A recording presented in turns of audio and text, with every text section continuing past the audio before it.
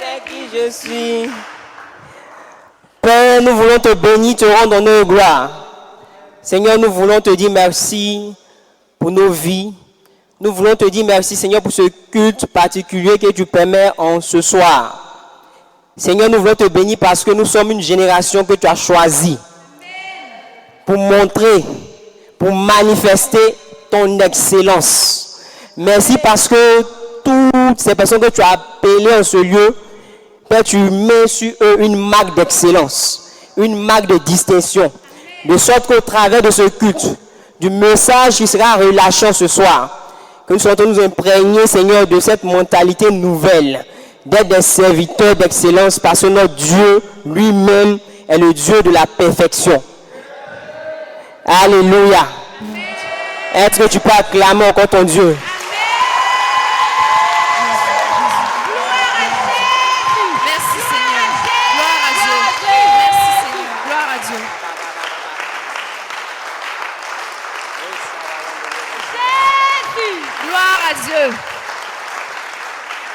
Que Dieu te bénisse. Bien-aimés, on va s'asseoir dans la présence du Seigneur. Aujourd'hui, on va donner la prédication avant la louange et l'adoration. Dieu t'a déphasé. Alléluia. Seigneur, je prie que tu nous conduises. Je veux m'effacer devant ta présence et ton esprit pour que tu prennes le total contrôle et que, par ma petite personne, tu sois en train de parler à ton peuple. Seigneur, je prie que les cœurs soient disposés dans le nom puissant de Jésus. Amen. Bien-aimés, pour le message d'aujourd'hui, je pense que le chant même en dit long. Mais si tu n'as pas encore compris, on va prendre des versets qu'on va lire pour introduire le thème. Amen. On va lire Lévitique 25, le verset 55. Lévitique 25, verset 55. Amen. Dit, car c'est de moi que les enfants d'Israël sont esclaves. Ce sont mes esclaves que j'ai fait sortir du pays d'Égypte. Je suis l'Éternel, votre Dieu. Tu peux lire la version Parole de vie, s'il te plaît. Oui, c'est moi que les Israélites servent. Ils sont à mon service parce que je les ai fait sortir d'Égypte. Le Seigneur, votre Dieu, c'est moi. Amen. Lévitique 22, verset 21 à 22. Si un homme offre à l'Éternel un gros ou un menu bétail en sacrifice d'action de grâce, soit pour l'accomplissement d'un vœu, soit comme offrande volontaire, la victime sera sans défaut, afin qu'elle soit agréée. Il n'y aura en elle aucun défaut. Vous en offrirez, Amen. vous n'en offrirez point qui soit aveugle, estropié ou mutilé, qui ait des ulcères, la gale ou une darte. Vous n'en ferez point sur l'autel un sacrifice consumé par le feu devant l'Éternel. Amen. Amen. On peut terminer avec Matthieu 5, le verset 48. Matthieu 5, verset 48. Il dit, soyez donc parfaits comme votre Père Céleste est parfait. Amen. Amen. Bien-aimés, dans ces 3 versets qui ont été lus, il y a des thèmes qui sont revenus, notamment servir Dieu et puis l'excellence.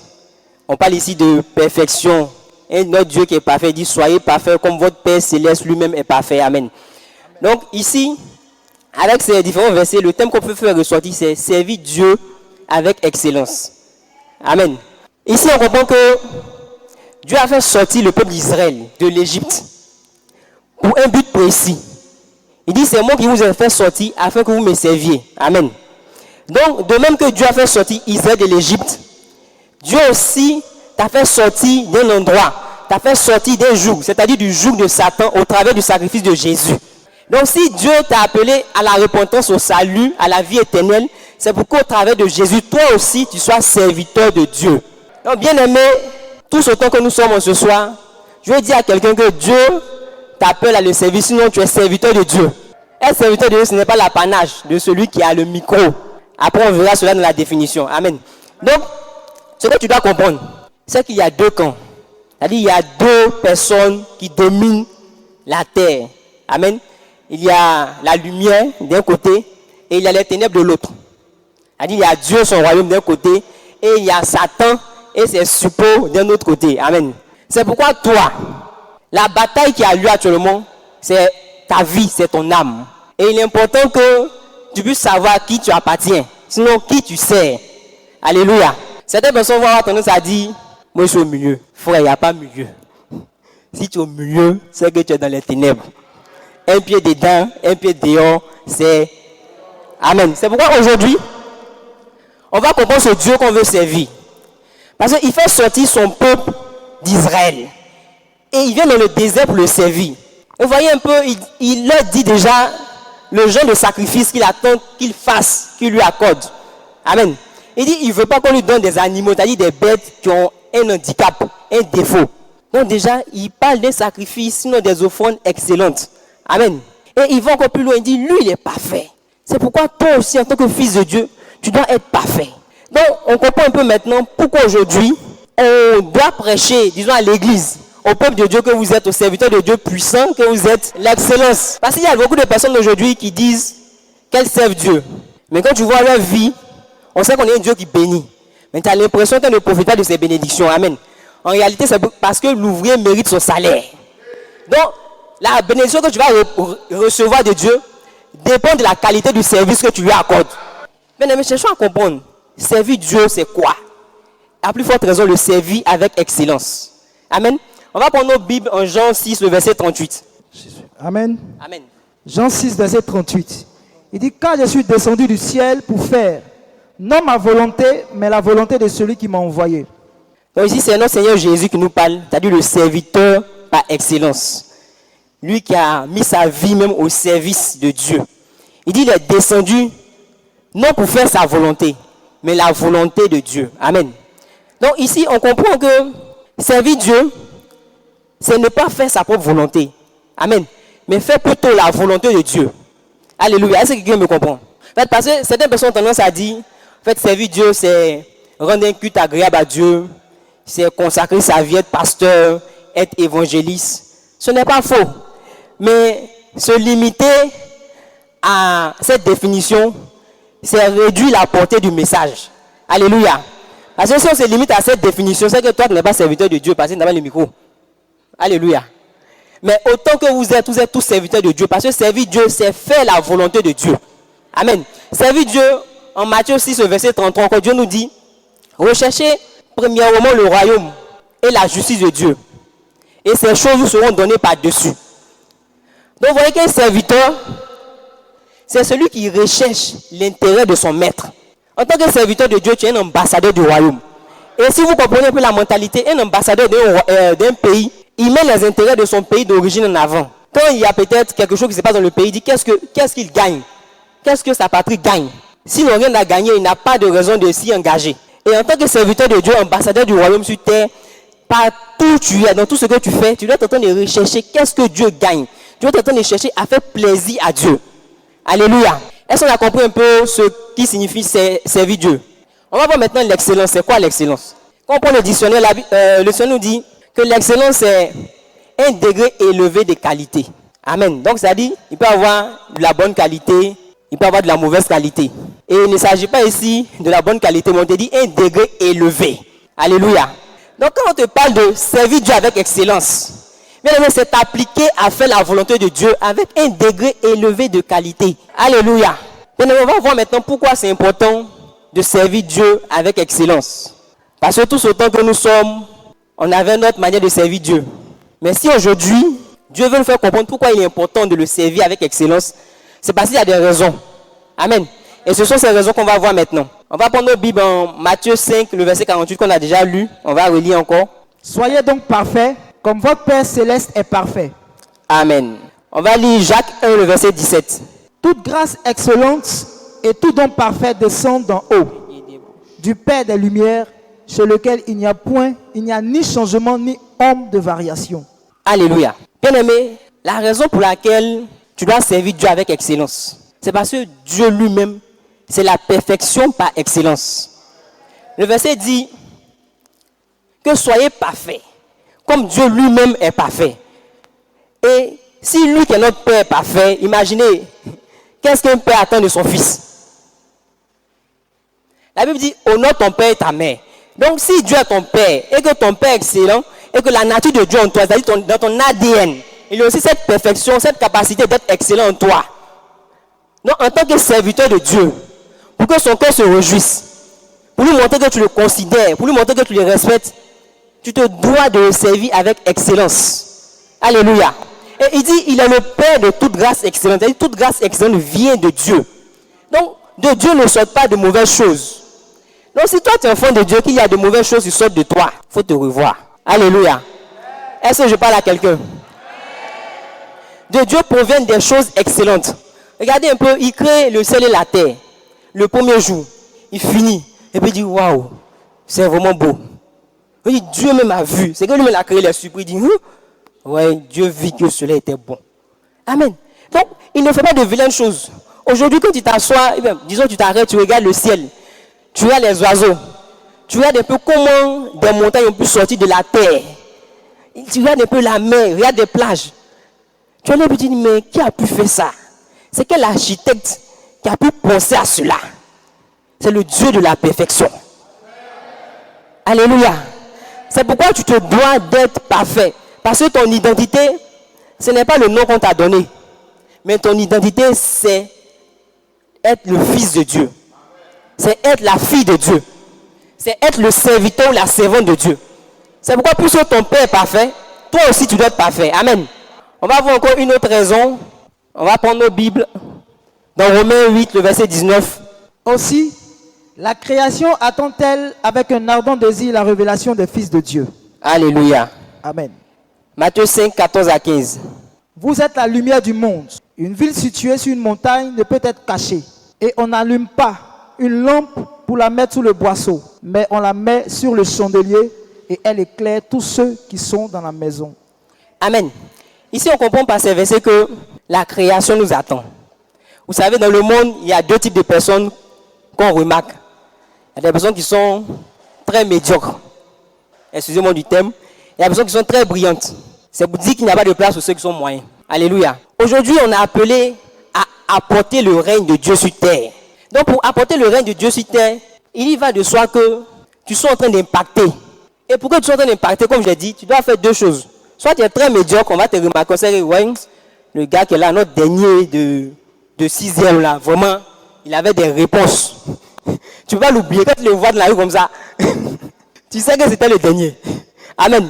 De même aussi, quand tu vois ton premier, qui t'a majoré peut-être depuis sixième jusqu'à terminale, quand tu le vois, tu sais que c'est lui. Amen. Il t'a impacté. Par quoi? Son excellence. Alléluia. C'est pourquoi pour que toi tu sois en train d'impacter cette génération-là, qui t'attend, qui attend ta révélation, tu dois être excellent. Parce que la révélation attend quoi? La création attend la révélation des fils de Dieu. Les fils de Dieu ont la nature de Dieu. Et quelle est cette nature-là? C'est quoi? La perfection. Donc tu ne peux pas prétendre être fils de Dieu. C'est-à-dire les gens t'attendent et puis on voit voici quelqu'un qui sort là. Il ne sait même pas, il a peut-être le master, il n'a même pas le niveau du master. Tu veux impacter qui? On va voir une dernière raison. À la Genèse 22, le verset 16 et 17. Je le jure par moi-même, parole de l'Éternel, parce que tu as fait de cela et que tu n'as pas refusé ton fils, ton unique. Je te bénis et je multiplierai ta postérité comme les étoiles du ciel et comme le sable qui est sur le bord de la mer. Et ta postérité possédera la porte de tes ennemis. Amen. Amen. Maintenant, je lis ce verset. On comprend ici un peu dans le sacrifice d'Abraham. Mais remarquez qu'Abraham n'a pas donné Ismaël. Il a donné son fils. Donc c'est lui qui devait le succéder. Il a donné son héritier. Il a donné Isaac. Amen. Donc, dans l'offrande qu'il a donnée à Dieu, on peut dire que c'était une offrande excellente. Alléluia. Donc, parce qu'il a donné une offrande excellente à Dieu, Dieu dit, parce que tu as fait ça, moi je vais te bénir. Donc, on comprend que exceller, servir Dieu avec excellence, c'est appeler la faveur de Dieu sur nous. Prenez un peu la femme qui a versé le parfum sur les pieds de Jésus. La Bible dit c'est un parfum de grand prix. Elle ne s'est pas contentée de prendre peut-être un parcours rabbin. Puis elle est venue verser un classe. verser sur les pieds de Jésus. Mais le parfum qu'elle a versé, c'était un parfum qui coûtait une fortune. Il dit, à cause de ce qu'elle a fait, partout où la bonne nouvelle sera prêchée, elle, on parlera aussi d'elle, on entendra son nom. Amen. Parce qu'elle n'a pas fait n'importe quelle offrande, mais une offrande excellente. Alléluia. Prenez la femme qui met les 2 piécettes comme offrande, disons comme quête. Ça a attiré le regard de Jésus sur son offrande. Jusqu'à ce qu'il vienne prendre son offrande pour faire un enseignement. Parce qu'elle n'a pas donné quoi? De son superflu. Elle a donné tout ce qu'elle avait. Et vous voyez un peu la qualité. Parce que c'est un degré élevé de qualité. Donc parce que cette offrande a lui coûté, ça a eu une excellence particulière devant Dieu. Et cela a attiré le regard de Jésus sur elle. Donc c'est pourquoi, pendant que tu sers Dieu, tu dois le faire avec excellence. Sinon, ce n'est pas évident que tu reçoives la bénédiction que Dieu a prévue. La Bible dit, vous verrez la différence entre ceux qui me servent et ceux qui ne me servent pas. Donc, normalement, en tant qu'enfant de Dieu, serviteur de Dieu, quand tu sors d'ici, on devait voir la différence. Mais quand tu es là, tu ne fais pas envie. Au contraire même, c'est toi qui envie les païens. Alors que tu es un Dieu qui est riche. On dit le Père de grâce excellente. Mais tu n'en bénéficies pas. Parce que tu ne le sais pas avec excellence. Alléluia. Donc si tu veux entrer dans cette dimension de faveur, de grâce de Dieu, tu dois commencer à changer ta façon de le servir. Tu dois commencer à changer ta façon de le considérer, de voir Dieu. Alléluia. Que Dieu te bénisse. Bien aimé, c'est bien beau de parler d'excellence. On a vu les raisons, mais comment? Parce que pour certaines personnes, c'est une vue de l'esprit. Comment être excellent? Ce que tu dois savoir, c'est que l'excellence est à tous les niveaux. Amen. On va prendre déjà au niveau de l'église, du service que tu fais à l'église. La Bible dit en Jérémie 48, le verset 10. Maudit soit celui qui fait avec négligence l'œuvre de l'Éternel. Maudit soit celui qui éloigne son épée du carnage. Amen. Donc ici, tu comprends que l'église, donc c'est l'œuvre de Dieu. Il y a certaines personnes qui sont, comme on a dit, des pasteurs. Il y a d'autres qui sont des membres, des serviteurs. Voilà. Et ici, notre particularité, c'est que tous les membres du CCIR sont des serviteurs. Donc, tous autant que nous sommes des serviteurs. Tu peux sortir, on dit, tu es quoi, bien, tu es qui? Il dit, je suis serviteur de Dieu. Amen. Donc, si on t'a encore dit cela, c'est que tu as un problème. Donc, ici, on dit malheur. Donc, maudit soit celui qui fait l'œuvre de Dieu avec négligence. Donc, parlons du cas de l'église. Vous voyez un peu comment les chaises sont disposées. Quand tu viens dans la maison de Dieu, il y a peut-être des commissions ici. Il y a des personnes qui s'occupent de la logistique. Il y a des personnes qui s'occupent de la décoration, du nettoyage. Donc, dans ta façon de servir Dieu, tu peux appeler la malédiction ou bien la façon de maudit soit celui qui fait avec négligence. On peut finir, on va disposer les chaises. Dis bon, mets une chaise là-bas. Quand tu t'arrêtes, et puis tu regardes là. C'est pas si c'est 2 droites collinaires, ou bien 2 droites parallèles, ou bien si c'est 2 droites perpendiculaires, tu ne sais pas. Mais en tout cas, ce n'est pas aligné. Donc, on dispose les chaises comme on veut. C'est-à-dire qu'il y a de la légèreté, il y a de la négligence. C'est vrai qu'on n'est pas nombreux actuellement.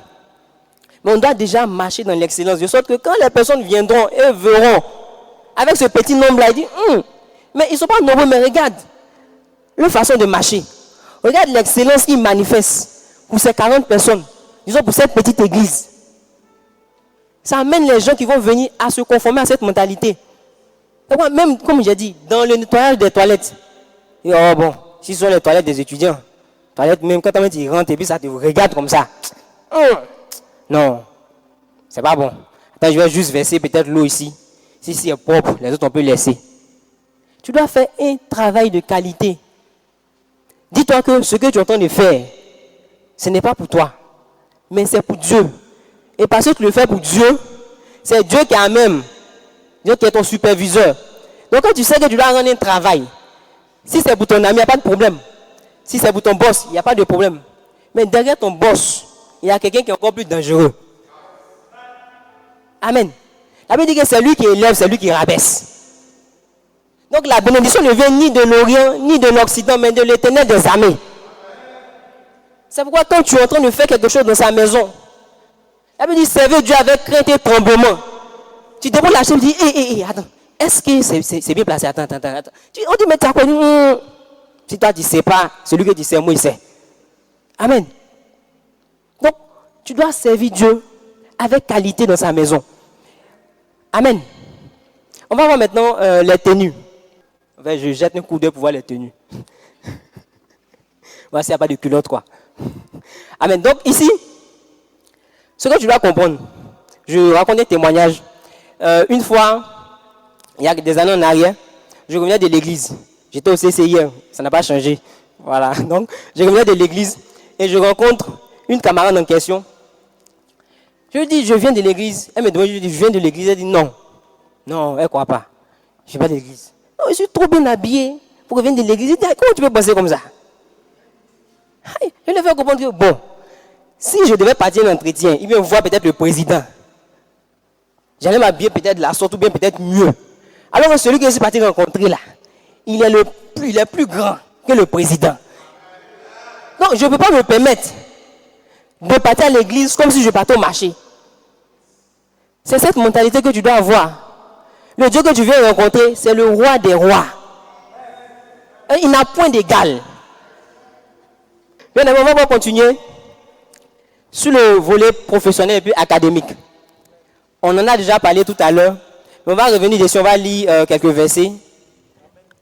Deutéronome 28, 13. L'Éternel fera de toi la tête et non la queue.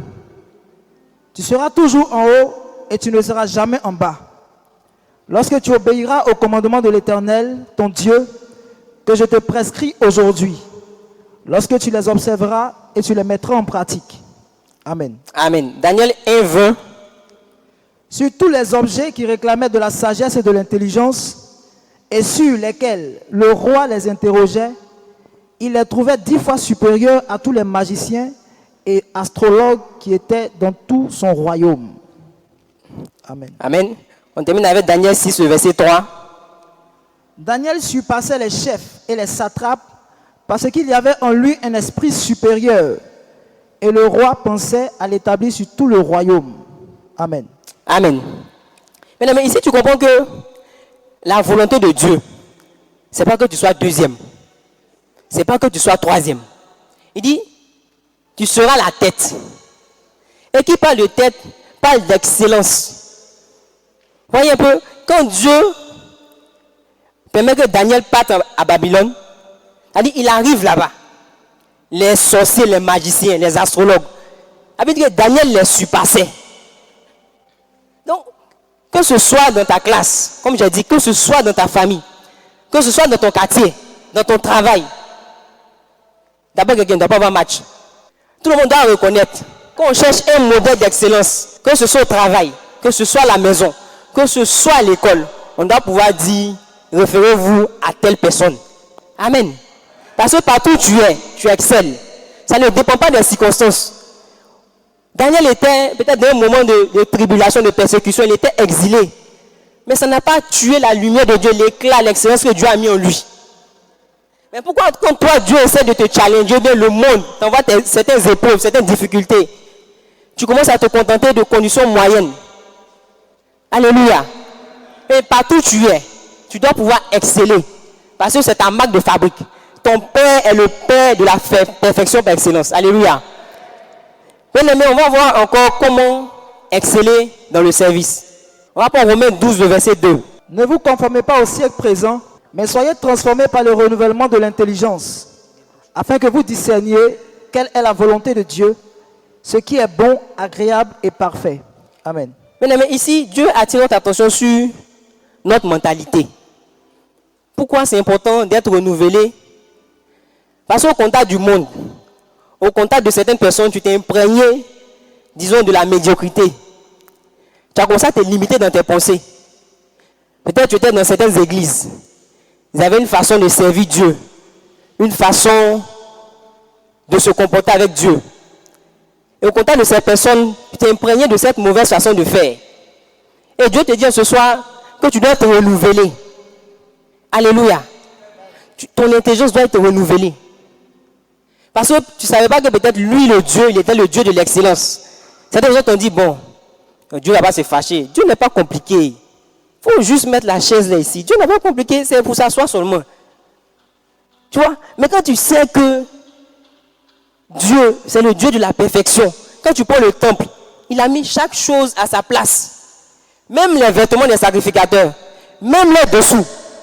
Il donne des consignes strictes de ce qu'ils doivent porter, de comment ils doivent se comporter. Mais tu dois être renouvelé pour savoir que... mais depuis ce qu'il faisait là, c'est pas ce que Dieu voulait. C'est pas comme ça que je devais servir Dieu. Tant que ton intelligence n'est pas renouvelée, tu auras toujours cette même façon de penser. Mais pour servir Dieu, il y a quelque chose que tu dois faire encore. En Matthieu 6, 33, il dit: cherchez premièrement le royaume et la justice de Dieu, et toutes choses vous seront données par-dessus.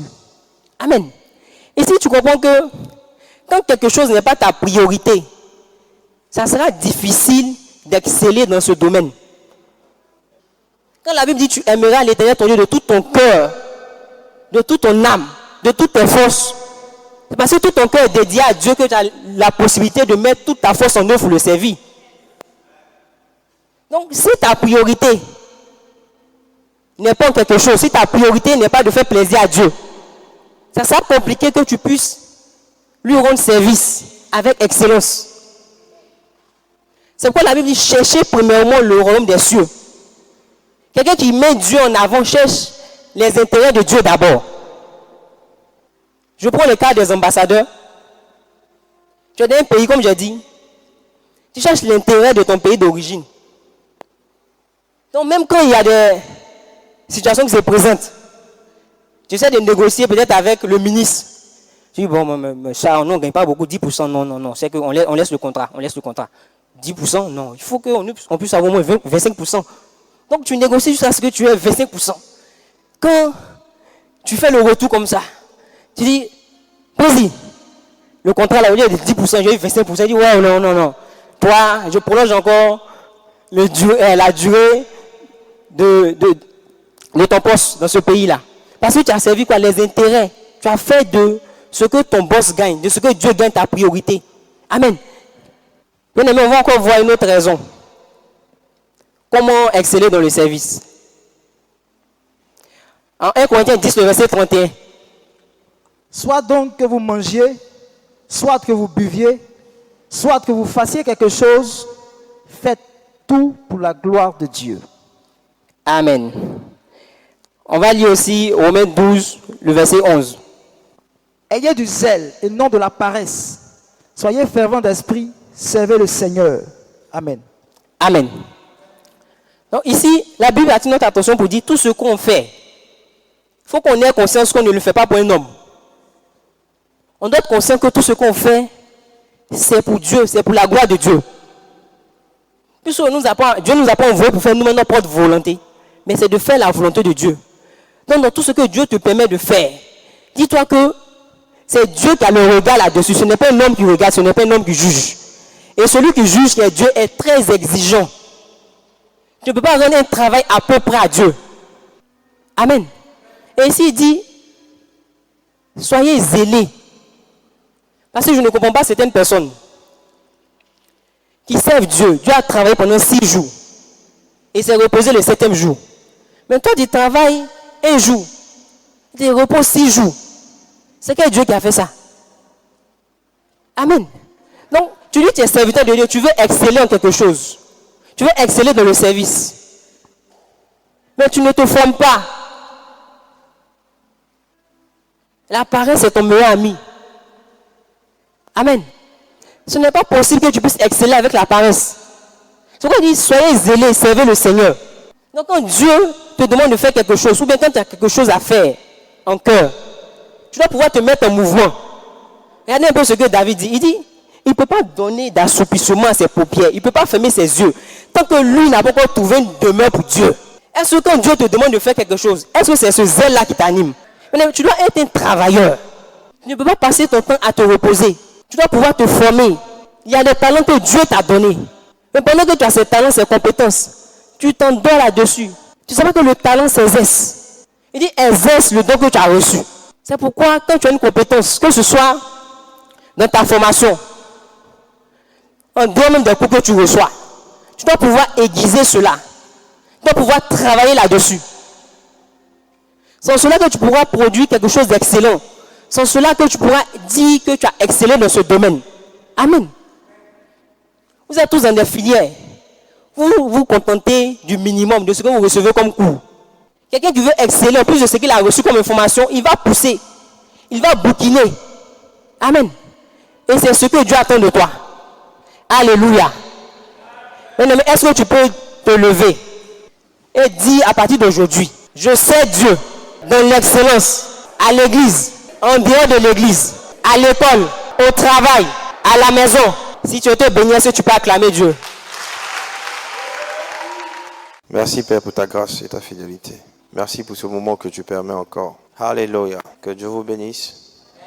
Que Dieu bénisse le prédicateur qui est en train de nous conduire dans les raisons de servir Dieu avec excellence. Alléluia. Vous savez, notre Dieu est un Dieu qui entre dans le détail. Il dit à Moïse, aie soin de reproduire tout ce que tu as vu ici dans tous les détails. Et Moïse donne les dimensions au millimètre près. Et comme si ça ne suffisait pas, parlant de ceux qui doivent entrer au service de Dieu, il donne les informations sur la façon de s'habiller pour son service. Et comme l'homme de Dieu le disait tout à l'heure, le serviteur de Dieu le disait, il va même donner les informations sur les dessous des serviteurs.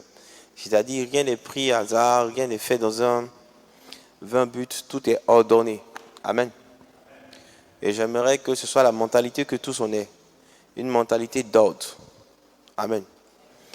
Je mets l'accent sur la mentalité d'ordre. Pourquoi? Parce que je veux que vous compreniez que nous sommes tous étrangers sur cette terre. Et nous serons jugés en fonction de l'appel que nous avons reçu. Ce n'est pas forcément un appel au ministère. Amen. Comme j'ai l'habitude de le dire, tu peux être celui que Dieu veut utiliser pour délivrer les Africains du sida.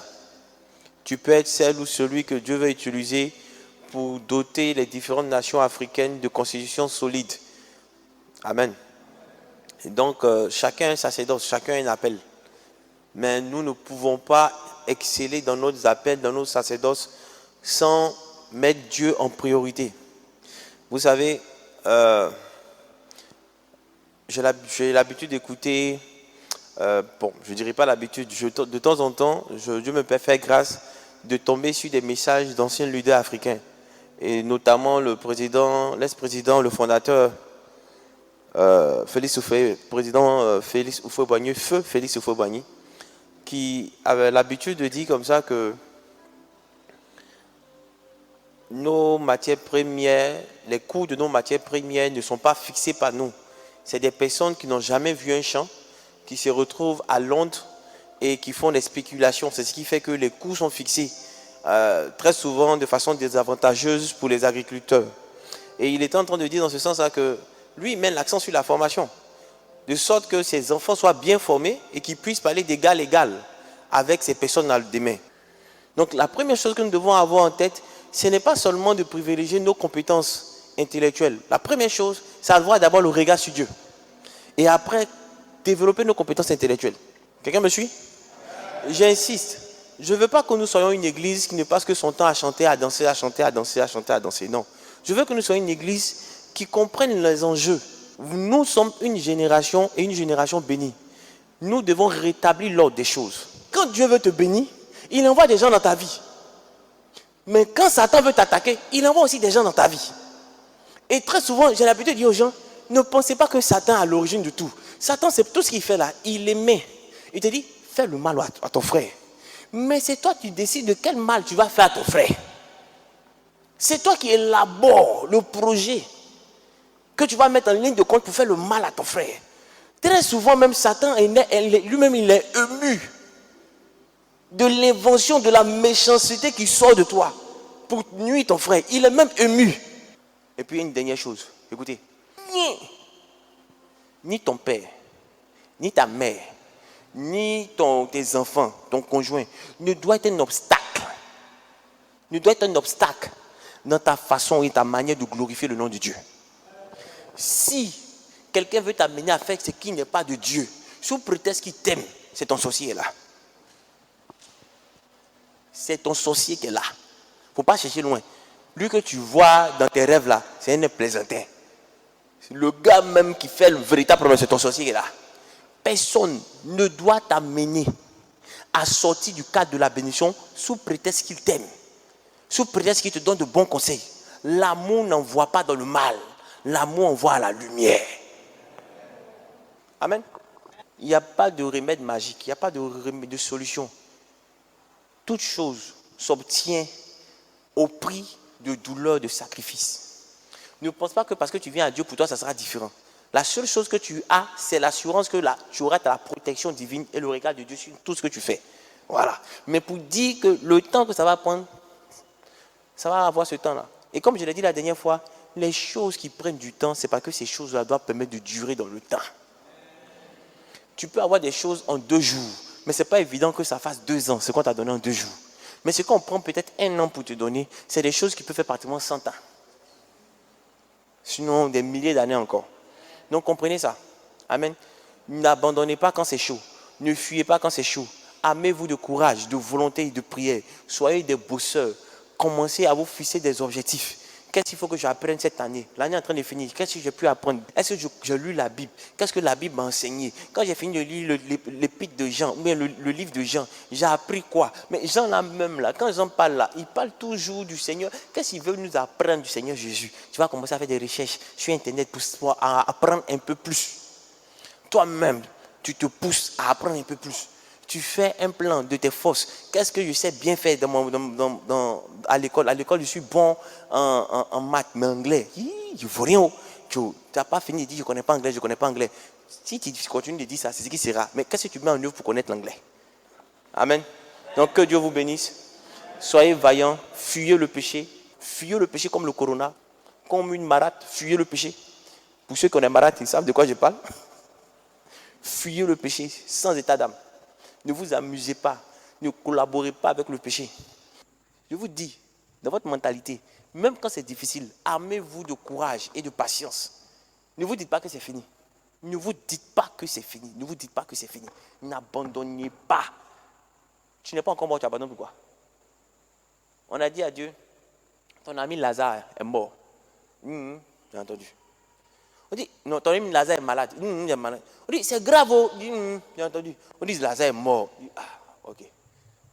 Il attend, il dit, bon, allons maintenant. Un jour, il est mort. 2 jours, il est mort. 3 jours, il est mort. Tu arrives là-bas le 4e jour. On fait quoi? Il sent. Tant que ton problème ne sent pas dans les narines de Dieu, tu ne peux pas avoir des miracles. Donc, vous devez comprendre. Vous devez comprendre que tant qu'il était venu le 1er jour, on dit il n'était pas mort. 2e jour, c'est un genre faux coma, un semblant de coma, façon là. Maintenant, il sent. On ne peut pas trouver argument pour ça là. Il sent. Il voit des décompositions. Il est là, il est décomposé. Donc ça sent, ça arrive dans les narites. C'est ça qui fait le miracle. Donc quand les gens peuvent encore parler de ton histoire, il ne faut pas penser qu'il va se lever. Et là, il regarde. Quand l'homme ne peut plus aider, c'est que tu comptais si ta tante, ton oncle, ton papa, et tous ceux-là sont venus, ils sont là, et puis ils ne peuvent rien faire. Ça dit, est-ce que je peux entrer en jeu? Tu dis, tu as le 11, hein? Quand tu entres là, c'est 3 buts, sinon on est éliminé. Il dit, est-ce que je peux entrer? Tu dis, entre. Il dit, regarde, tu fais plaisir. Puis il monte sur le terrain maintenant. Il faut dire, c'est bon, vous avez gagné. Tu dis, mais il n'a même pas encore commencé. On dit, non, c'est lui le maître. Quand il est entré, c'est que c'est fini, vous avez gagné. C'est ça. C'est pourquoi je vous ai dit au départ, faites sortir Dieu de là où vous l'avez mis. Là où vous l'avez mis, là, faites-le sortir. En disant, non, ça, il ne peut pas faire. Ça, c'est trop compliqué. Faites-le sortir de là où vous l'avez bloqué, de vos limites. Et puis laissez-le faire avec vous. Vous allez voir. Mais je peux vous dire que la transformation, là, c'est ça qui n'est pas facile. C'est ça que tout le monde ne peut pas accepter. Prenez de l'exemple sur Jésus-Christ de Nazareth. Il n'a pas regardé à qui il était. Il a tout abandonné pour Dieu. C'est ce que Dieu va te vouloir de toi. Que tu abandonnes tout. Si tu as une réserve, il va te récupérer cette réserve-là. Mais il faut te dire qu'il est le seul. Lorsqu'il te demande quelque chose, c'est qu'il se met dans la position de te donner 3 fois, 4 fois plus.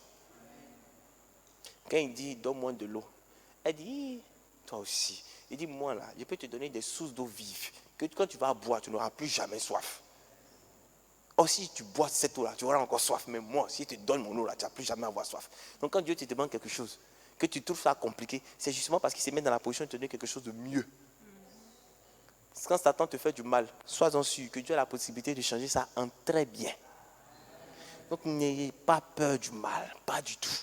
Ce qui vous arrive, c'est que Dieu a décidé que ça vous arrive. Mais mettez-vous en règle dans la prière, vous verrez quand les choses vont venir. Vous serez avertis. Vous serez avertis de ces choses-là. Et vous pourrez contrer ces choses dans la prière. Et si même vous levez dans la prière que ces choses arrivent, n'ayez pas peur. Vous avez un Dieu qui sait jouer les prolongations. Le Dieu des dernières minutes, des dernières secondes, des derniers instants. Il est bon. Satan a pris Jésus. Il dit, oh, regarde, on pensait qu'il allait durer. Les gens même on a crucifié ici, ont duré que lui, il est déjà mort. Il dit, il est Dieu, il n'a qu'à faire. Il n'a qu'à descendre, nous tous encore en lui. C'est terminé, ils étaient en train de se réjouir. Les prolongations, dernière minute. 3 jours après, le vieux se lève. Avec la clé du séjour des morts. Il dit, c'est terminé. Satan dit, on a mal calculé. Parce qu'en pensant faire du mal, on s'est fait nous-mêmes du mal. Et il a changé cela en bien pour l'humanité. C'est la même attitude qu'il va avoir avec toi. Les gens te feront du mal. Ce n'est pas la peine de penser les rendre. Reste tranquille. Pendant qu'ils sont en train de te faire du mal, c'est que Dieu est en train de te positionner pour que le mal qu'ils te font là, que eux-mêmes soient bien beaux. La langue dit beau. C'est que tu viens, tu t'inclines devant. Les frères de Joseph ont vendu Joseph. Ils ne savaient pas qu'en vendant Joseph là, ils étaient en train de faire de lui le premier ministre de l'Égypte. Ils sont venus s'incliner devant lui. Son petit rêve là, il a dit, les a vus s'incliner comment? C'était une seule fois, non? Ils sont venus s'incliner plusieurs fois. Ils se sont inclinés une première fois. Après, ils sont venus encore une deuxième fois. Après, ils sont venus encore une troisième fois. Quand son papa est mort, ils se sont encore inclinés. Oh, le vieux est parti. Il m'a dit, il faut avoir pitié de nous, nous sommes des serviteurs. Oh, lui, il a fait son rêve, il l'a vu seulement 2 fois. Que les gens se sont inclinés. Ils ont voulu le frapper pour ça. Mais combien de fois ils se sont inclinés? Quand quelqu'un te fait du mal, bénis le Seigneur. Parce qu'il se met dans la position pour que tu domines sur lui. Que Dieu vous bénisse, que Dieu vous bénisse, que Dieu vous bénisse.